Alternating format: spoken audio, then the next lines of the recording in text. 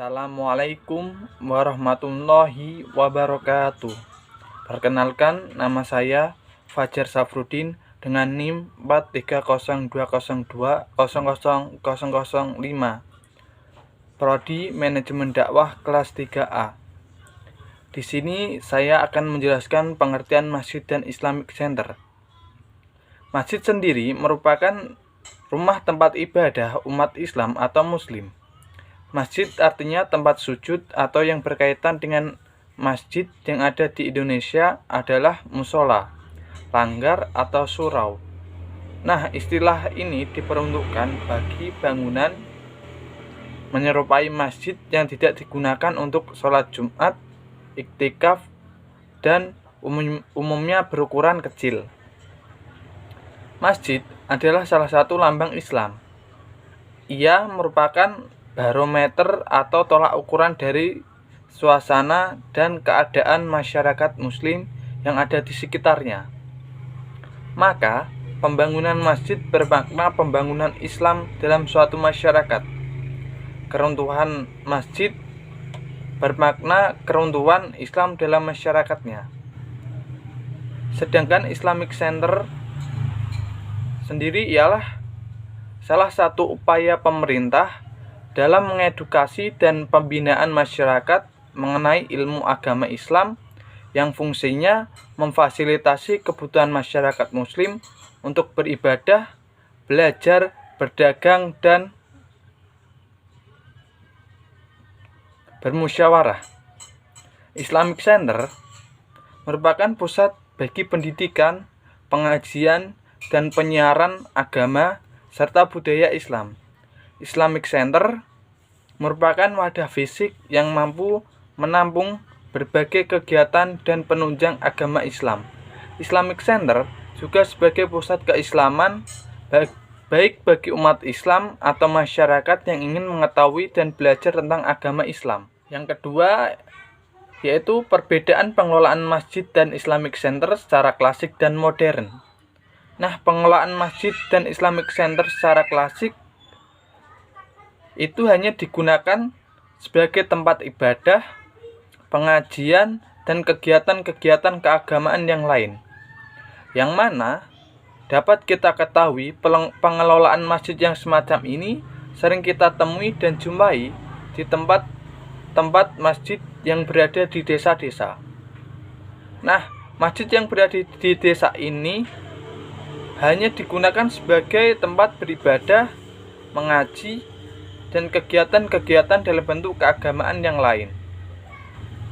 Meskipun sudah ada beberapa yang menerapkan bahwa masjid itu digunakan sebagai tempat pendidikan dengan cara diselenggarakannya tempat pembelajaran Al-Quran atau TPA dan juga TPQ itu sendiri.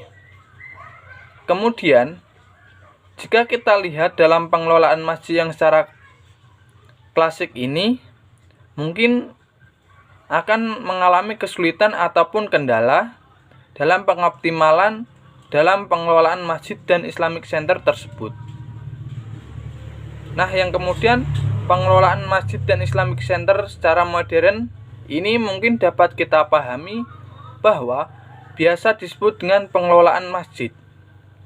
Nah, di dalam pengelolaan masjid ini dilandaskan akan sebuah dasar-dasar yang sudah diajarkan oleh Nabi Muhammad SAW, yang mana beliau menjelaskan bahwa masjid ini dijadikan sebagai sebuah pusat kegiatan masyarakat yang manfaatnya untuk kemaslahatan masyarakatnya.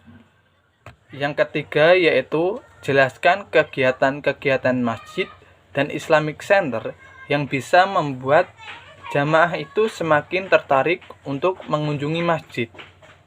Nah, yang pertama yaitu dengan diselenggarakannya kegiatan-kegiatan seperti perayaan-perayaan hari besar Islam. Nah, mungkin dengan adanya kegiatan-kegiatan yang semacam ini, nantinya jamaah itu diharapkan bisa lebih tertarik lagi untuk datang dan mengunjungi masjid dikarenakan ada sebuah kegiatan-kegiatan yang menunjang untuk bisa menarik simpatik jamaah yang belum bisa datang ke masjid tersebut. Nah, yang selanjutnya yaitu dengan adanya sebuah kegiatan Jumat berkah dengan cara setelah kita selesai melaksanakan kewajiban khususnya laki-laki yaitu sholat Jumat, kita akan dibagi dengan sedekah yang berupa bisa dalam bentuk snack maupun dalam bentuk makanan berat.